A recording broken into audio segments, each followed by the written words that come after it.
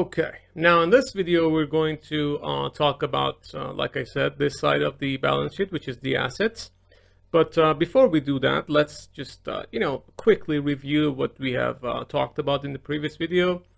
So the big idea in the previous video was that the assets must always equal the sum of your liabilities and equity, right? That's why you have this. For example, in 2022, we have 496, and then total liability and equity also 496. The same goes for 2021 and 2021 also on the total liability and equity side, right? So the big idea was that the main equation that we talked about was, I'll write it over here, A equals L plus E, right? So that was the whole thing.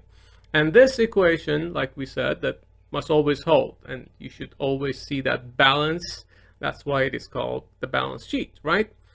So we know that, for example, if you see the asset side of the balance sheet went up, let's say, right?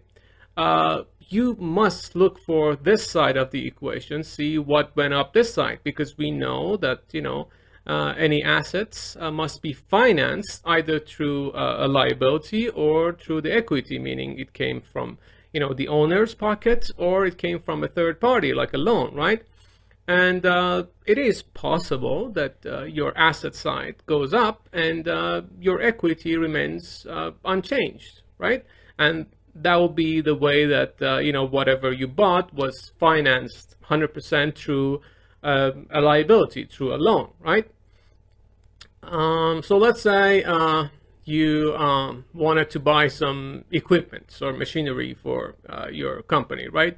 And you went out and got like a, I don't know, let's say $500,000 loan, right? So your liability goes up by 500,000, and then you use that money to buy some equipment, right? And so that's why the asset side of your balance sheet also goes up by 500K, right? So, and your equity is 0 because the assets that you bought was 100% financed by your liability. And as you can see, we have that balance. Now, one point that is very important to make is that, companies, they acquire assets in order to, make money from them, right? Otherwise, why buy the assets, right? So they buy the asset because they have, they expect some economic benefits from those assets, right? So let's say these equipments that you bought through, loan, let's say after a year or so, you made some money from it, right? So let's say you made let's say $100,000 of profit, right? And that should be net income, but that's a different thing, so forget about that for now. So anyway, you use that asset to make $100,000 of profit, right? So your assets and this profit came in to your company as in the form of cash. Let's say you sold your products and then you receive cash. So the asset side of your balance sheet again goes up by 100K, which is the cash that you receive as profit. But so now this side becomes 600, right? Now, assuming that you use all the money, all the profits, and you kept it for yourself, and you did not use that to pay off any of the loans, so that money belongs to you, right? That is the owners, that belongs to the owners of the company. So that's why the equity side also must go up by the same amount of profit, 100K, right? Again, we add these two up, we have 600K and 600K, right? So that was the big takeaway, that this equation must hold, and whenever you see, or the other way, you see the liability section of the balance sheet goes up, right? So you should look for the other side, the assets, see, okay, that liability went up, so that money was used to do what? To do what exactly, right? So you go and look for it this side. So if you understand this equation, that's gonna make the whole thing a lot easier. Okay, with that quick review, let's talk about the asset side. Okay, now the asset side of the balance sheet. You should also know that all the assets that the company owns, it should be in the service of the shareholders, to make them money, right? That's the whole point. So, assets, like I said before, assets and also liabilities are categorized into current and non-current. So let's talk about current assets first. These assets. These are assets that are expected to be converted into cash, used up, or sold within the current operating period. Now, what do we mean by operating period? Well, any company usually starts with cash, right? And then they collect inventory, and probably they market it to customers, and then, at some point they collect cash from the customers, right? So this is called, from cash to cash, is called an operating period or an operating cycle. And more often than not, they use some of this cash and do the whole process again. So the average time, from acquiring those inventories and then collecting cash from the customers is called an operating period, right? And it is usually less than a year, right? So you can say anything that considers to be a current asset should be, converted into cash, used up, or sold in less than a year, right? Or within a year, right? So if we go through this list and let's talk about them. For example, the first one is cash. Here, it's cash or cash equivalents, actually. And when we say cash equivalents, well, it is, we're talking about things that are like cash, right? Meaning like T-bills, for example. That's a good example, right? Treasury bills, right? Or what else? Certificate of deposits, right? CDs. Or commercial papers, right? Or you can say anything that is like a money market instrument, any sort of things like that. Because, these are generally very liquid and also very low risk. So that's why you can convert them into cash, and they are considered to be cash equivalents because, they're like cash, very liquid and very low risk. So so that's the first one. And, if we take a look at the balance sheet that we have here, and by the way, most companies, they put the most recent year in the first column, and then they take it from there. So we see from 2020 to 2021, our cash went up. And one more thing I forgot to mention here. It is common that, on top of the balance sheet, it also says that the numbers are in thousands or millions or billions or whatever. It's normally it's written here. I forgot to write it here. So let's say these are in thousands. Let's say they're in millions. Why not, right? So in millions. Okay. So whatever number you see here, so this 16 is 16 million, 25 million, and so on, right? Okay, so that's the cash, and the reason the cash is part of the current asset is obviously because when you have cash there, you're not expected to keep your cash for longer than a year, right? You're having the cash over there to use it to do something with it, right? Because the cash by itself is not going to generate much, right? That's why it's current asset. The second one is inventories. Inventories, I think everybody knows that they are unsold units of production, right? I think that's clear enough. And again, we go through the balance sheet. We see from 2020 to 2021, our inventory also went up, right? And later on, we have to play like a detective kind of thing to when we put the other statements like the income statements and especially the cash flow statements. We got to figure out where this cash came from, right? And all those kind of things, which is for a later video. Now, the third line is account receivable. Account receivable are money owed to the company by customers who purchase on credit, right? And, if you have, let's say, a business model that, it's a cash only business model, then you're not going to have an account receivable line at all because, you sell whatever you sell, you just collect cash immediately. but most companies, they sell on credit as well. So if you sell something on credit, still, you earn that revenue, so that becomes part of your assets, and the customer has to pay you at some point, right? And generally, when you sell something on credit, it is you expect to get that money back in less than a year, right? So that's why it is also part of the current assets, right? Now we also have, I put some line here, other current assets. Like I said before, depending on the nature of the business of the company, you might have some more or less lines as your current and non-current and everything else. But here I try to put the most important ones. And in terms of other current assets, there are things that probably is worth mentioning. Is you can think of prepaid, right? Prepaid. Anything prepaid is some sort of a current asset. For example, prepaid rent, right? Prepaid tax, right? All of these are actually liabilities that you said you will be paying at some point, and you paid actually in advance. And since it's prepaid, that means, for example, the rent or the tax is not due, so that money is still yours, right? And that should belong on the asset side. And most of these prepaid things are again considered to be within a year. So again, that's why it is part of the current assets.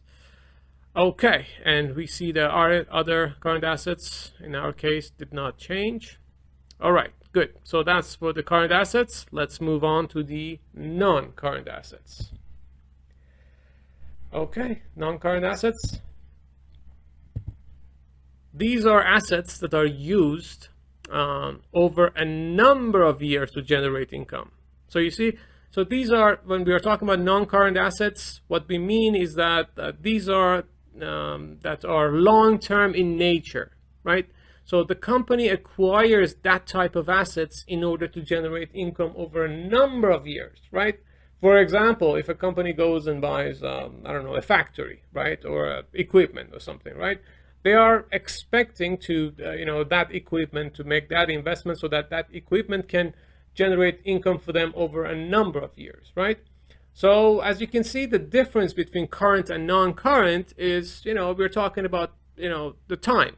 Time is the difference between them, right? Okay, now, so that's the current asset. Now, the non-current assets are generally also called, sometimes you might see that they're written fixed assets or long-lived assets, right? But they all mean the same thing, they mean non-current, just different names for the same thing, right?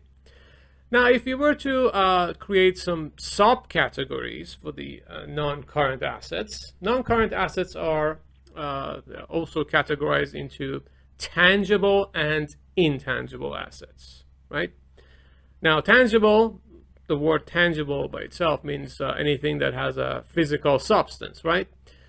So tangible assets are generally grouped into one line when it comes to the asset section of the balance sheet.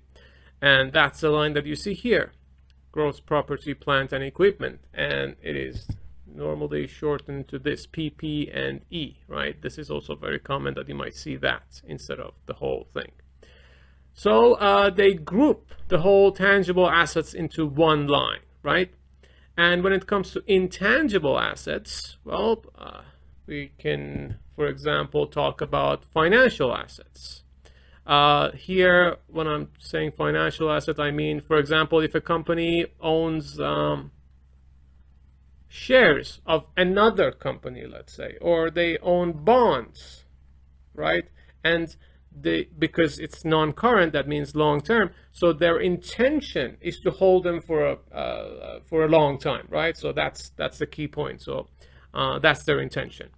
And another example of intangible asset could be patents, right? Patents are you can say intellectual property rights to a design, a special design, or a special software, a special technique, or whatever that that's yours, right? You go and get a patent for it, and nobody else can copy you, right? And here we're talking about goodwill. Goodwill is actually it's can become a bit complicated, but goodwill you can talk about, for example, the brand. Right?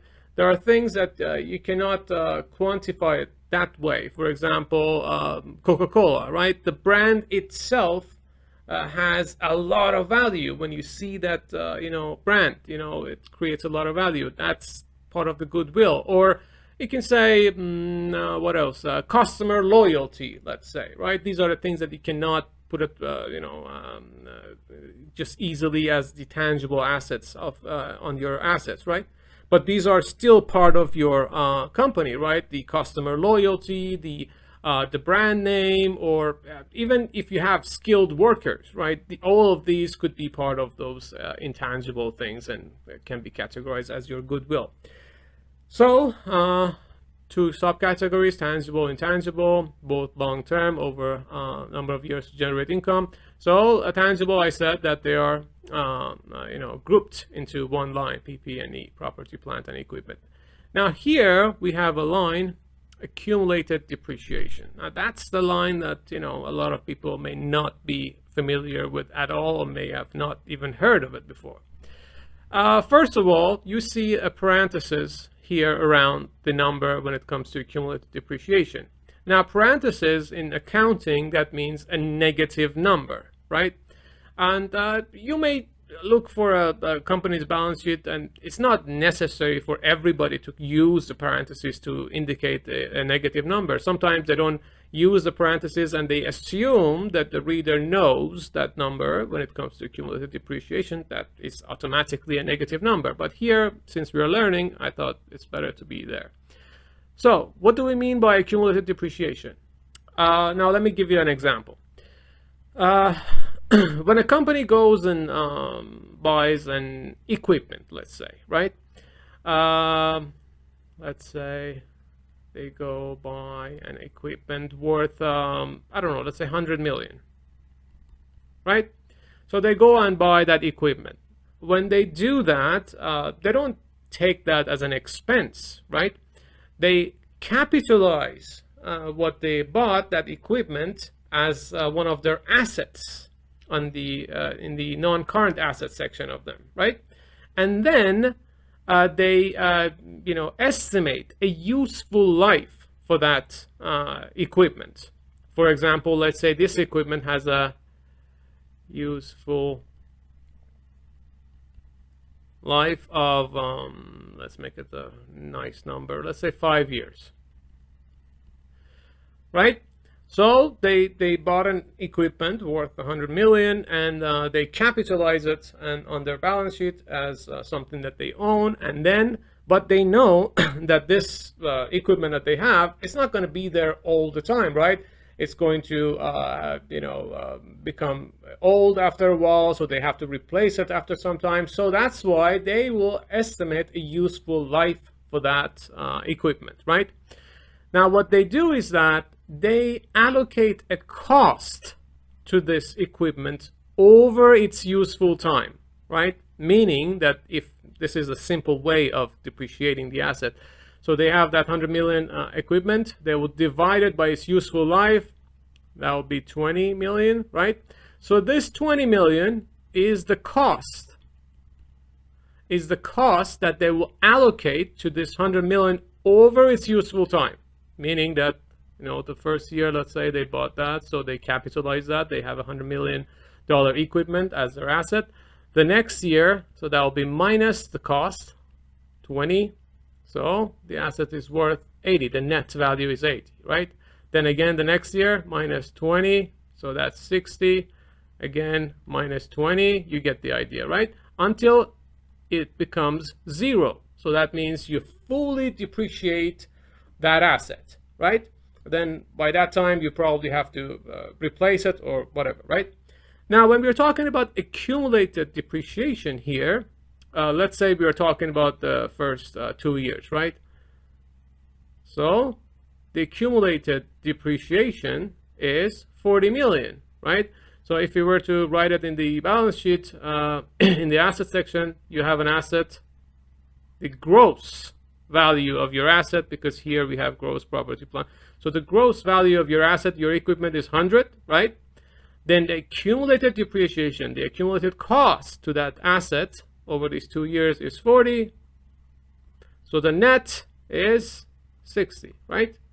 So this is gross, this is the accumulated depreciation, and this is the net value, right? So that's why you have the gross, the accumulated, and the net. So that's what we mean by that. That's how you do the depreciation. And any sort of long-term asset that you have, you first capitalize it and then you depreciate it over time. And that goes the same for the intangible asset as well, right?